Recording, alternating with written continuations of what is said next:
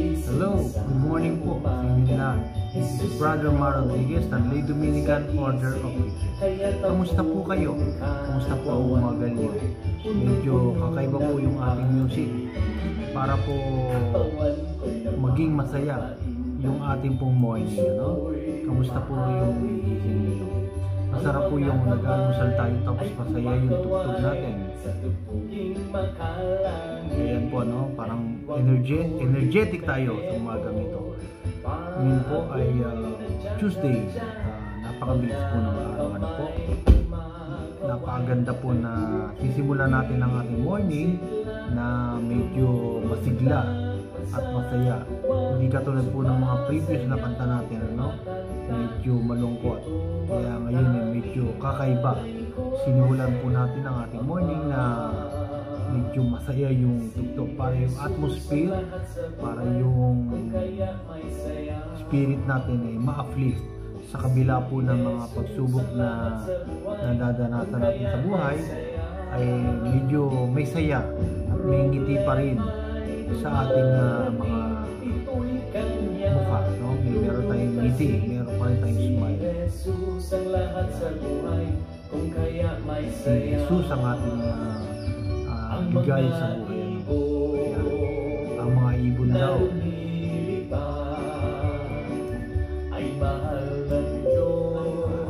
good morning po kay Miss Eve Ramos at good morning po sa lahat ng mga nanonood sa umagang ito.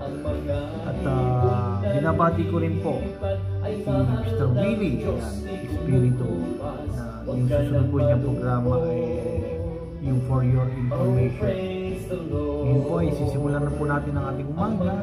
Siyempre po, katulad po ng ating nakaduyan, tayo po ay mananalangin at siyempre pa magpapasalamat sa Panginoon Diyos.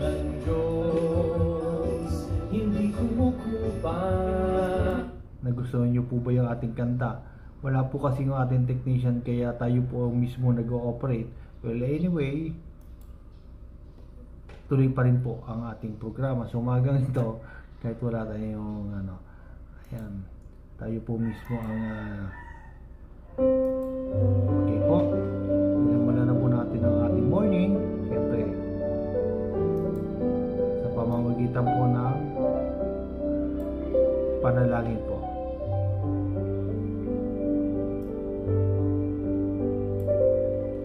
Sa ngalan ng Ama, ng Anak, ng Espiritu Santo. Amen.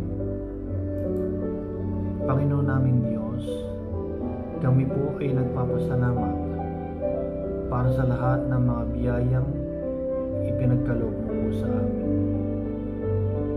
Hindi na po mahalaga, Panginoon, kung maliit o malaki ang mga biyayang ito. Dahil ang pinakamahalaga naman po sa lahat ay ang pag-ibig mo po sa amin. Sa kabila ng aming mga kahinaan, pagkukulang at kasalanan, kami po ay patuloy mong binibiyayaan. Ipinapanalangin din po namin, Panginoon, ang mga taong may karamdaman. Pagalingin mo po sana sila. Ipinapanalangin din po namin ang mga taong nawalan ng trabaho, nawalan ng hanap buhay dahil sa pandemyang ito. Tulungan mo po sana silang makabangon sa kanilang mga kinasasadlakan ngayon. Humihingi din po kami ng kapatawaran, Panginoon, sa aming mga naging kahinaan at kasalanan. Buong kababaang loob po namin hinihingi ang iyong awa, ang iyong pangunawa. Ito po ang aming samot dalangin sa pangalan ni Jesus, na buhay nag-aari magpakailanman at magpaswalang hanggan. Amen.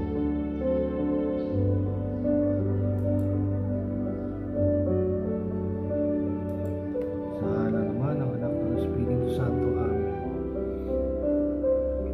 Ngayon naman po, basahin po natin ang salita ng Diyos mula po sa sulat ni San Juan.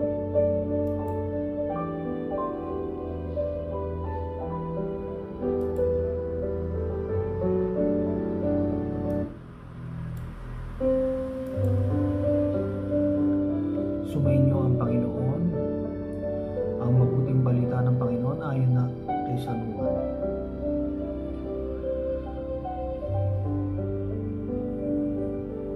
Malapit na ang Pasko ng mga Hudyo, kaya pumunta si Jesus sa Jerusalem. Nakita niya sa templo ang mga nagtitinda ng mga baka, tupa at kalapati, at ang mga namamalit ng salapi.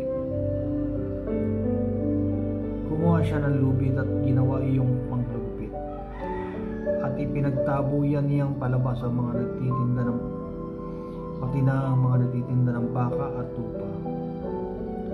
Isinabong niya ang salapi ng mga namamalit ng pera at ipinagtataob ang kanilang mga mesa. Pinagsabihan niya ang mga nagtitinda ng kalapati, "Alisin niyo rito ang mga iyan. Huwag niyong gawing palengke ang bahay ng aking ama."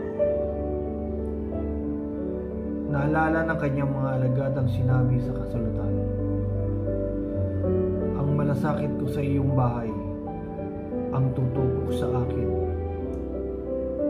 Dahil dito itinanong siya ng mga Hudyo, "Anong himala ang may papakita mo upang patunayang may karapatan kang gawin ang mga ito?"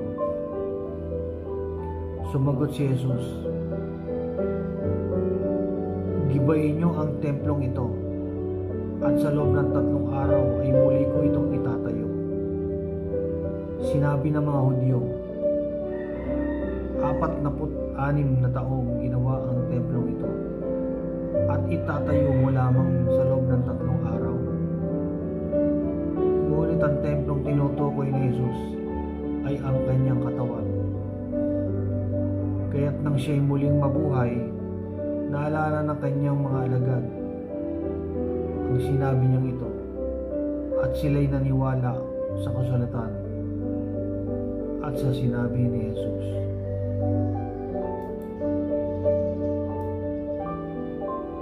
Mga kapatid, ang mabuting balita ng ating Panginoon.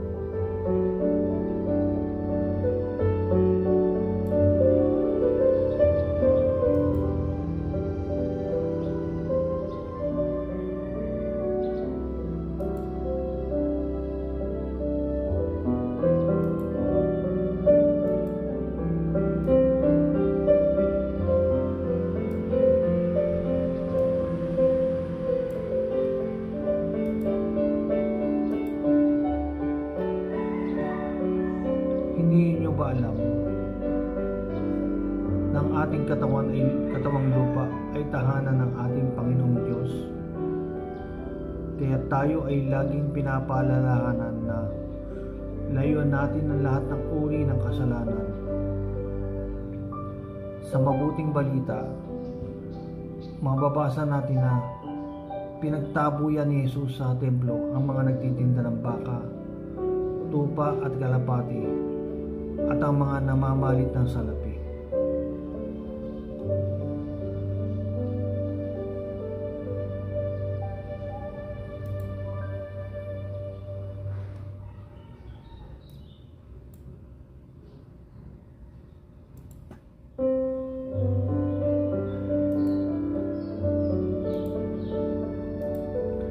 Pinagsabihan niya ang mga ito na alisin nila sa templo ang kanilang mga kalakal at huwag nilang gawing bahay kalakal o palengke ang tahanan ng kanyang ama.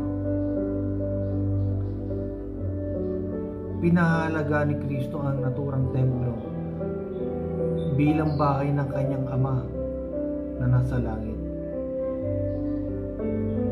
Kaya dapat nating tandaan na sa tuwing tayo ay papasok sa loob ng simbahan, kapilya o bahay dalanginan, ay kailangan natin itong galangin kagaya ng pagrespeto dito ng ating Panginoong Jesucristo. Minsan, may mga tao ang nawawala ng galang sa simbahan. Dahil sa loob pa mismo nito, ginagawa ang kanilang mga kalokohan. Doon sila nagwekenduhan, nagchichismisan. Parang ginagawa nila itong Luneta Park. Nawawalan sila ng respeto sa ating simbahan. Ngayong pong pandemya, halos lahat po ng simbahan, kapilya ay nag-lockdown.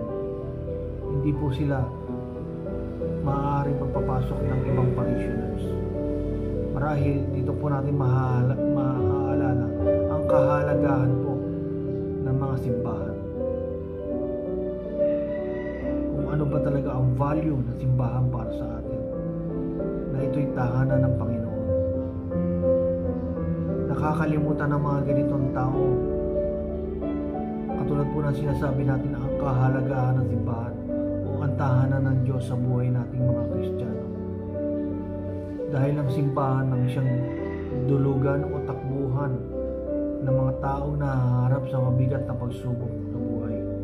Mga taong naliligaw na linandas o mga taong nagpapasalamat sa lahat ng mga biyayang ipinagkaloob sa atin ng Diyos. Hindi na mahalaga po kung anong relihiyon tayo. Lahat po tayo ay may kanya-kanya mga simbahan at kapilya. Hindi po nila magawang galangin ang simbahan sapagkat ang sarili nila mismo ay siyang pangalawang tahanan ng Panginoon na hindi nila kayang respetuhin. Ang kawalang galang nila sa tahanan ng Diyos ay reflection lamang kung ano ang ginagawa nila mismo sa kanilang mga sarili.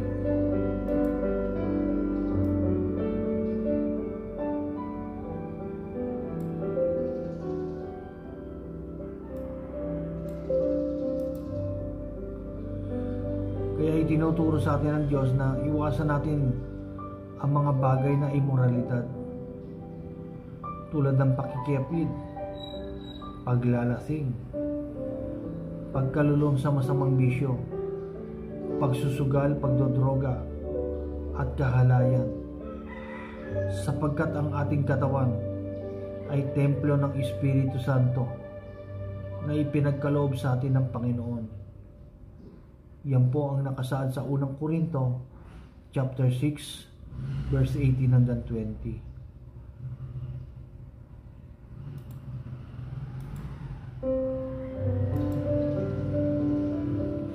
Ang ating buhay dito sa ibabaw ng lupa ay isa pong napakagandang regalo mula sa ating Panginoong Diyos.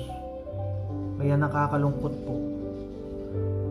Nakakalungkot isipin na may ilan sa atin ang hindi nagpapahalaga sa ating buhay, sa kanilang buhay, sa buhay na binigay sa atin po ng Panginoong Diyos. Bakit may mga taong nasasangkot sa immoralidad, kahalayan, pagnanakaw, pagpatay at iba pang uri ng kasalanan?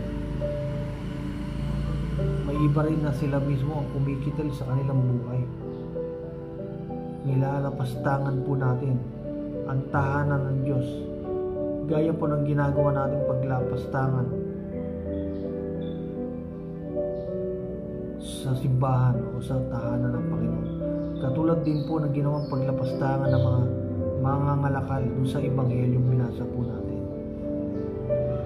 Binabaliwala ng mga ganitong tao ang kanilang sarili o ang katawang lupa na ibinigay sa kanila ng Panginoon. Sapagkat dito mismo, alam po ba ninyo, dito mismo sa ating mga sarili, nananahan ang Espiritu Santo. Bakit ba natin kailangan magsimba? Bakit ba natin kailangan manalangin at tumanggap ng komunyon sa misa? Dahil lahat ng sakramentong ito ay pagkain ng ating kaluluwa na nagpapatibay po sa ating pananampalataya. Kaya sa tuwing lalapastanganin natin ang ating mga sarili, ay para na rin unti-unti natin ginigiba at winawasak ang tahanan ng ating Panginoon. Sa pamamagitan po ng pagkakasangkot sa iba't ibang uri ng kasalanan. Gayunman po, sa oras na mapagtanto at mapagsisihan natin ang ating mga nagawang pagkakamali sa buhay, ang buhay natin na nawasak at nasira dahil sa mga masasamang bisyo na ginawa natin sa ating mga sarili ay muling itatayo ng Diyos. Katulad po ng sinabi niya, sa loob ng 3 araw ay tatayo ko muli ang templong ito. Yung templong po na nasira ay kaya muling itayo ng Diyos, yung ating pong mga sarili. Sapagkat ang sinong makipagkaisa kay Kristo ay isa na pong bagong nilalang. Wala na ang dati niyang pagkatao, sa halip ito ay bago na. Yan po ang nakasaad sa 2 Korinto chapter 5 verse 17.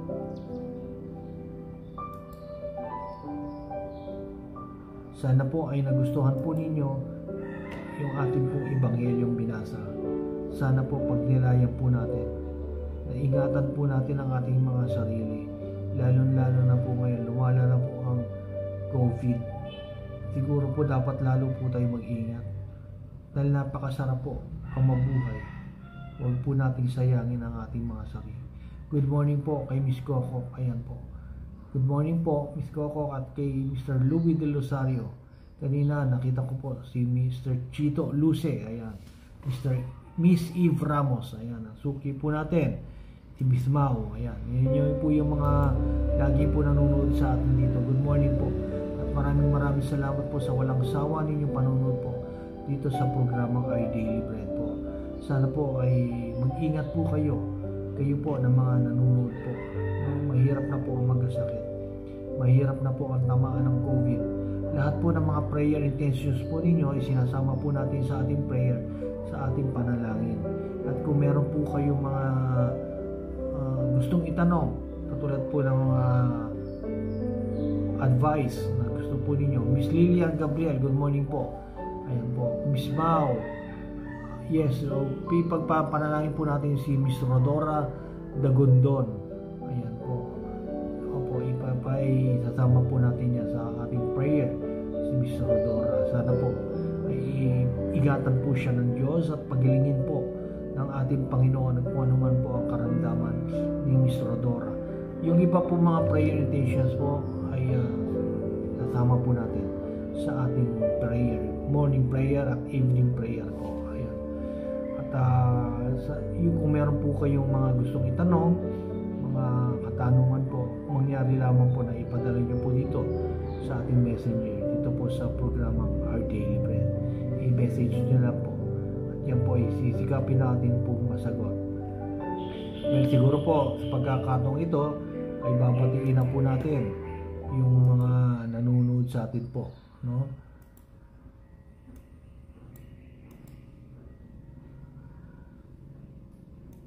Ito po yung ating music.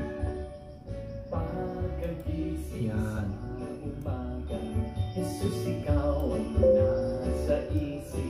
Yan po yung ating music na napakasaya.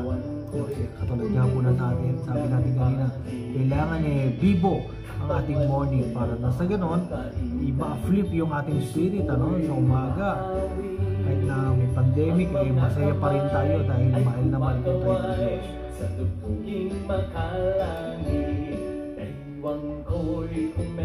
Sinasabayan natin ng intact ang COVID na to. Huwag po tayo magpapatalo. Mas malaki po ang pag-ibig sa atin ng Diyos. Mas malaki po ang ating pananampalataya kaysa po dito sa COVID. Po. Binabati na po natin lahat po ng mga nanonood at na sumubaybay dito po sa ating programa. Good morning po. Maraming salamat po. Yung mga members po ng Catholic Faith Defenders, mga members po ng El Shaddai, Our Lady of Fatima, Mother of Perpetual Help. Isinishare po natin itong programa natin po sa kanila, sa grupo po nila doon sa kanilang webpage, kaya po binabati po natin sila. Binabati din po natin yung mga members po ng lay ministers sa Santo Domingo Chapter. Yan sila Kuya Ben Maglake, Kuya Bernard Bernal, Kuya Ado Galero, Kuya Ramil Pelgazar, Kuya Belmar, Kuya Tommy Beharin, na na taga Canada. Kahapon po, meron po tayong nanood dito, no? Yung ating viewer po na taga Canada. Good morning po sa mga taga Canada. At yung taga New Jersey, ayan, nakakabot po tayo dyan. Magandang umaga po. Saudi, UK, United Kingdom, magandang umaga. Good morning po kay Mr. Tony Salaw. Makalimutan ko, baka magtampo na naman. At binabati ko po lahat po ng mga kaparihan dyan sa Santo Domingo. Well, siguro po hanggang dito na lang. Bukas po, muli-muli po magsama tayo dito po sa programang Our Daily Bread, dito sa Broad Streamcast Communicators. Maraming salamat po sa pagsubaybay. Hanggang bukas muli po ito si Brother Mar Rodriguez ng Lay Dominican Order of Preachers. God bless po. Jesus loves you. Amen.